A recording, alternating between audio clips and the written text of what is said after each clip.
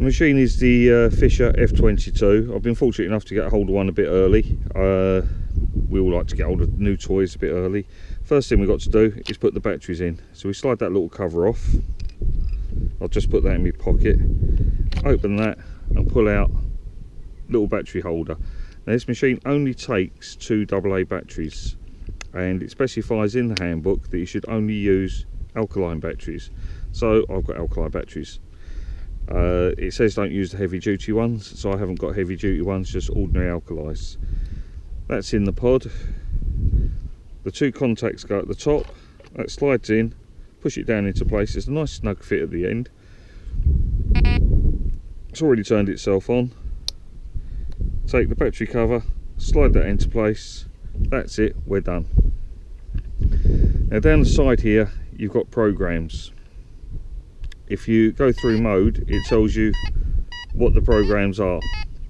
Now, having read the book, I quite like the idea of the artifact program, because basically it gives you an open screen, there's no discrimination, you're just relying on the sounds the machine makes as to whether it's iron or whether it's not iron.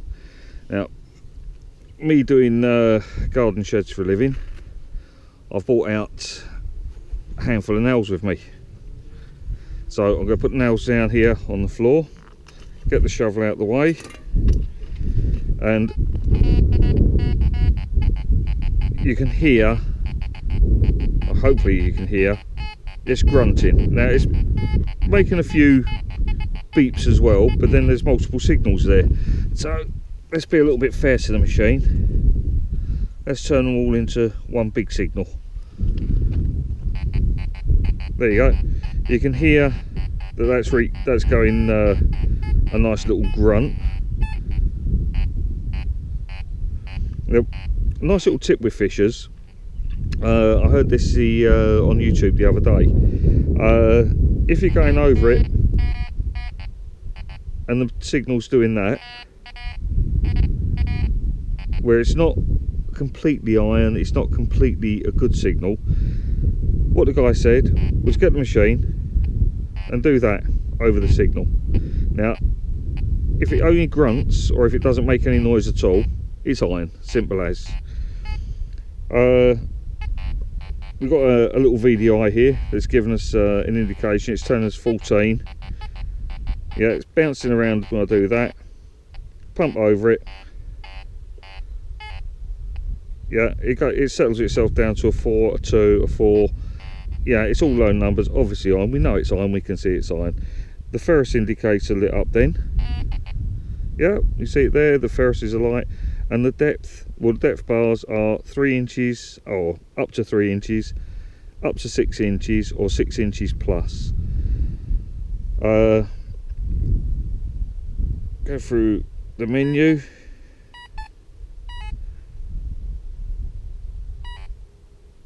Right, so I'm on the volume. Now, the way the volume works on this is quite interesting.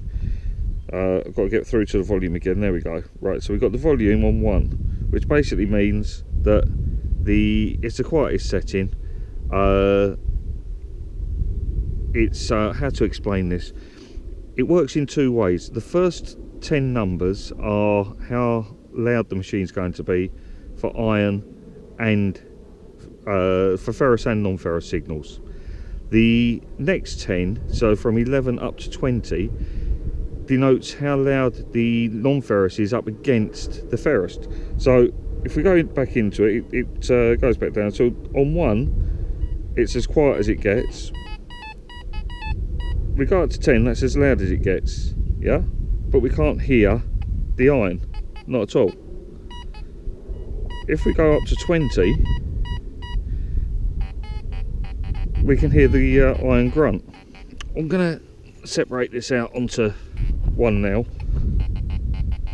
Right, so we've got the iron grunt. If we wind it down to 15, you hear the iron is only about half as loud as the good signal. I brought a silver penny out with me, so there's a silver penny, nice and loud, but the iron it's nice and soft. Or if you prefer, turn it up. Now we've got the iron being as loud as the silver penny is. Now one lovely test on machines, is always lovely, is let's see how it gets on if we get hold of the silver penny and we put a nail next to it. Is it going to pick out the silver penny? So yeah, straight across. Well, that's pretty impressive for a low-end machine. That is pretty impressive. Let's put them nails a bit closer, see what it does on that. It's messing about. Yeah, it's not having it that close together, but then it's not a top-end machine, so you wouldn't expect it to. If we put the penny on top of the nail, well, I'll be a penny on top of the nail. In one direction it will get it, in the other direction it won't. Put it next to the nail, it's got that good and solid. It messes about a bit there. I think that's absolutely remarkable for a machine at this price point. We like that. We like that a lot. Now I'm going to pick these bits and pieces up. Now I haven't messed about with sensitivity yet, don't know what it's set at. So menu, opens us back up in volume, press it again, takes us to sensitivity. Sensitivity goes on a 0 to 10. Yeah. Don't know how sensitive we can run it, so let's run it on a 10 and see how unstable it is at 10. I'm going to go for a wander now. Yeah, where's my shovel? So I've done virtually no setup on this at all. It's come straight out of the box. I've messed about with the volume. Hopefully I've explained to you how the volume works. If you don't understand it, read the manual. It really does explain it easily. I've messed about with the sensitivity. I've got no discrimination on it. I've got no notch on it. Fully open. I'm just letting the tones do the work for me. So I'm just going to wander and see how we get on.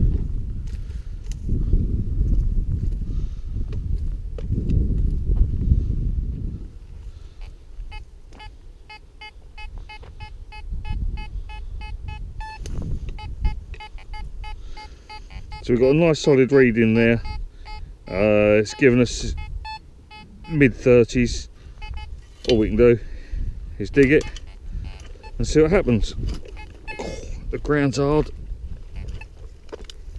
Do like a nice bit of hard ground. Pinpoint. So press the pinpoint. We're in pinpoint mode.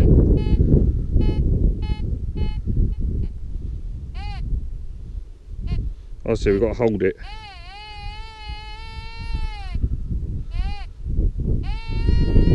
So that's telling me there. I'll go from the other side.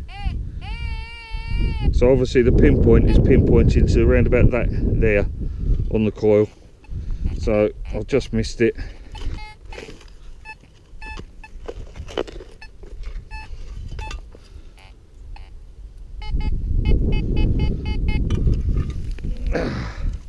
Oh.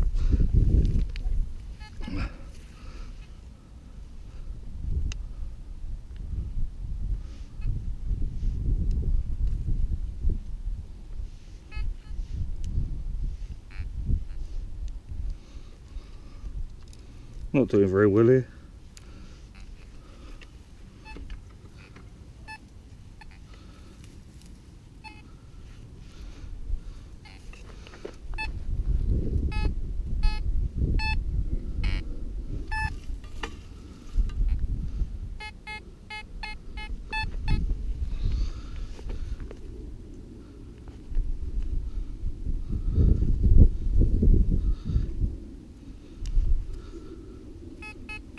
Right, I finally found it.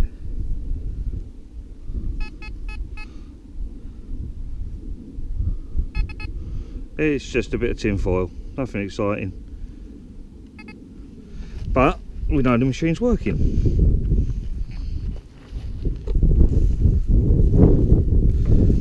Quite like this coil. It's a nice shape, gets in and out of the in and out of the crop quite nicely. It's a very, very light machine.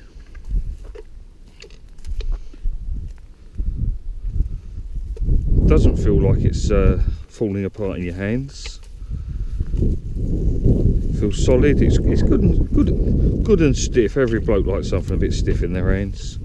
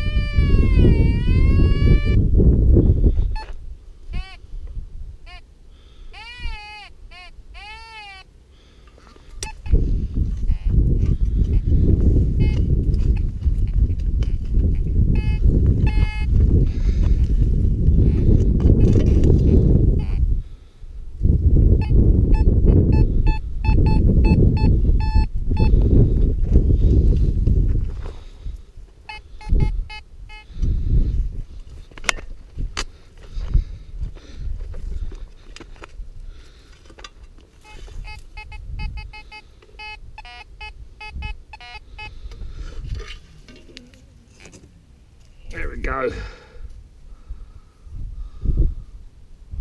It's a coin.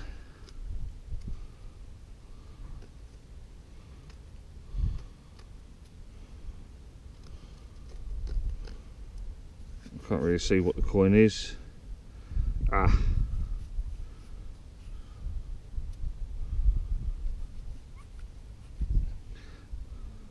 Ah, it's a French one. You can just see there, Poleon 123. It's a French one, Napoleonic era. It's kind of apt. A lot of these coins came over here during the Waterloo thingy. Battle of Waterloo, when Napoleon was trying to take over the whole of France, all that sort of behaviour.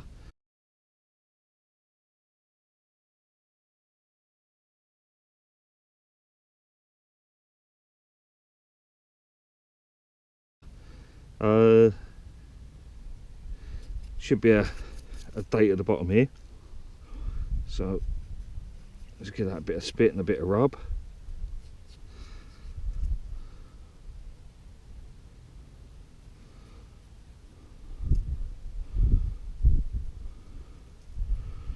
So that's giving me no date that I can read. We'll clean that up at home. It's a nice French coin, nice bit of history there. Coming up for 200 years old. Not bad for third signal with the F22.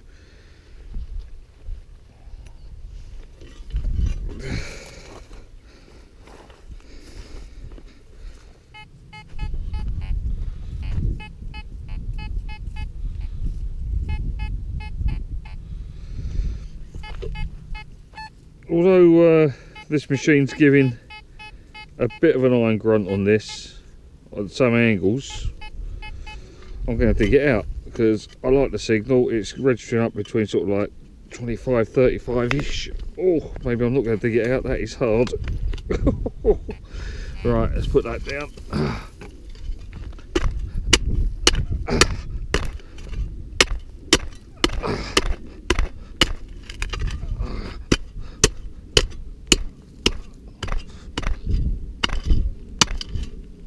Oh. Yeah.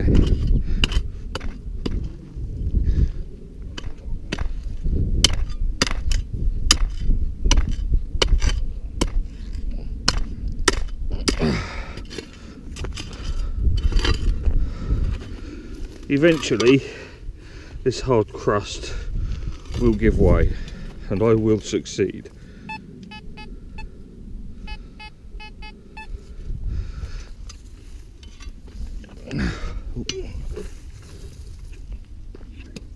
I don't want that falling in the way of the shovel.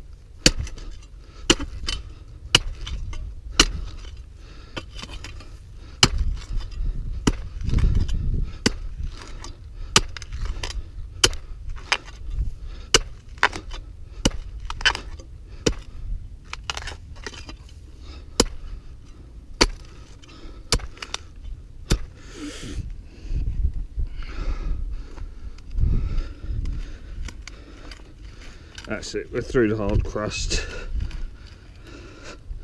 Now, it should get a bit easier.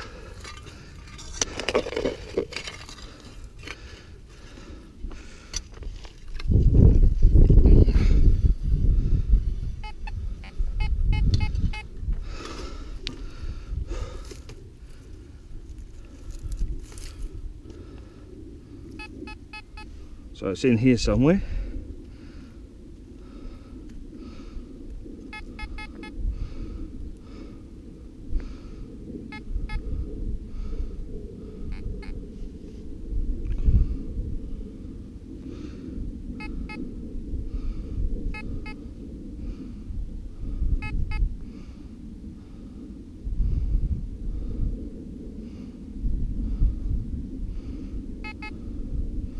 And we have a little piece of lead,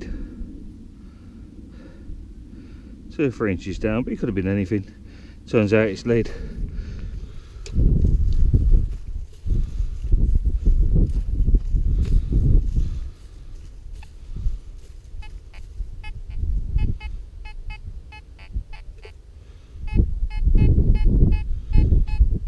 It's jumping around a bit more. Reading anything from 18 up to about 46. Go from this angle. Yeah, anything from God knows what to God knows what, really. So, I've got a nice little crack there, so let's see if we can get into that.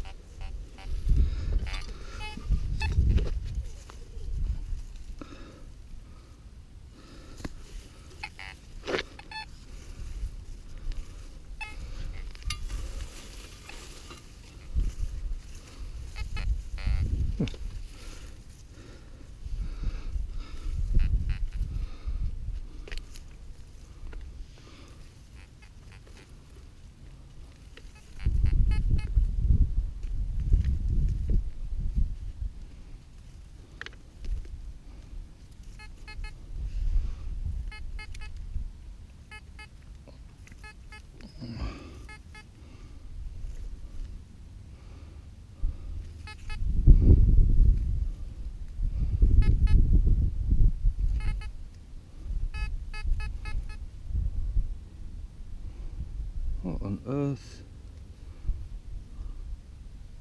Oh, I can just feel something there.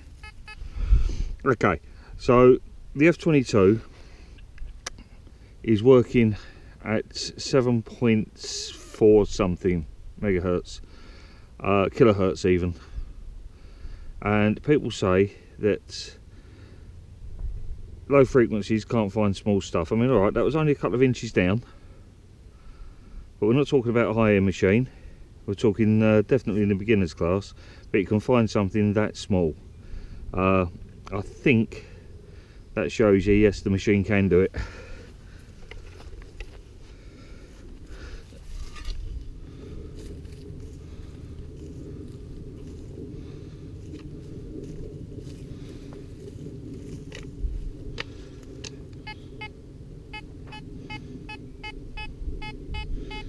That's giving me a nice solid reading, 35s, 38s, 37s, so it's all in the mid 30s. And one thing I am liking about this machine is this coil. The F22 has got the 9-inch elliptical. The F44 has got the bigger one. I can see that being an advantage with this machine, but if you look at the conditions I'm detecting in at the moment, yeah, you need a nice little coil to get in there, just go up and down the tracks, yeah, and this one's doing the trick really nicely. It's nice and accurate, it's finding the stuff, it's sensitive enough, I think the machine is punching pretty much above its weight. I'm just going to get this out. Oh.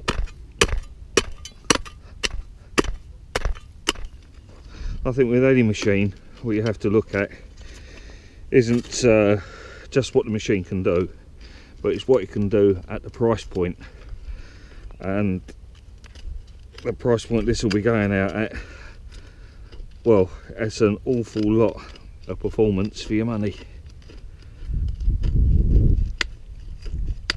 It'd be really, really handy though if Fisher could fit it with an auger, because this ground is incredibly nasty.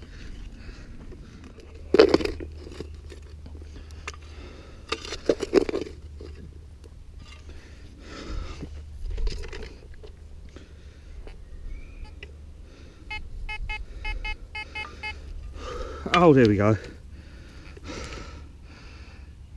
All that effort, and it's one of the nice shiny Georgian buttons, sort of late 18th century tomback, made out of a special alloy of shiny to make it look like it's a lot more expensive than it was, because they wouldn't do that sort of thing nowadays.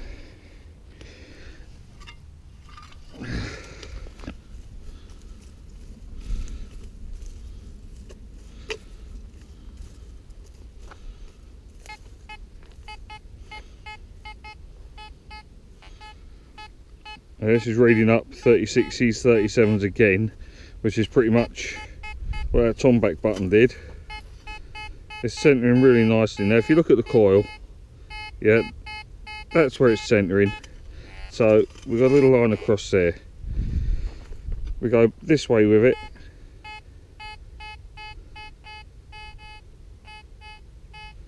Doing it that way, we're going to need a little line across there.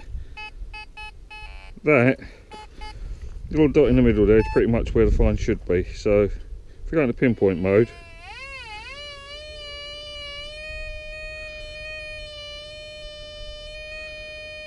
yeah, it's showing it in the centre of the coil. So in both directions that's showing it as accurate. Well, it's showing it, the finder's being there. Now we'll find out how accurate it is.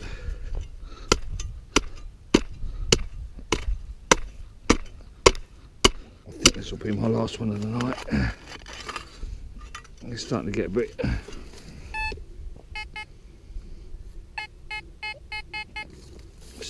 dark. We're losing the light pretty quickly.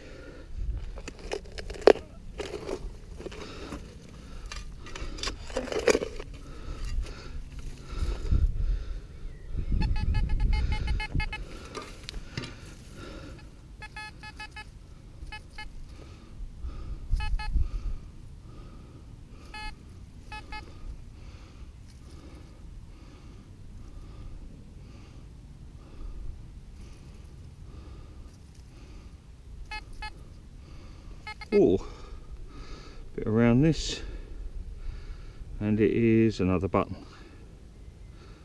I think. Yeah, I can feel it on the back. Feels like a button. On the front, there's nothing. Oh, hang on. Now I said this should be the last signal of the day. I've had this thing for many, many years. If you find a Victorian 4-hole button, then pretty much that's your day over. Your day never recovers. And well, it would seem that what I've got is a Victorian 4-hole button. Time to go home. Well, I decided I'd carry on, because I'm like that. We've got another little signal there. It's a nice one around 44, 45. I know I shouldn't dig it because, well, you know, I found a 4-hole button. So once you found a 4-hole button, we all know it's time to go home. But can't leave it there, can I?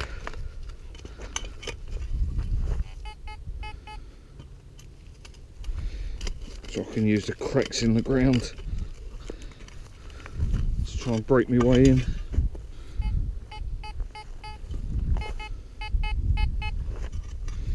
Don't look like it.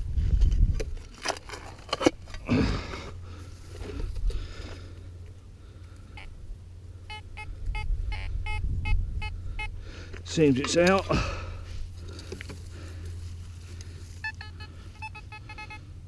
Hang on.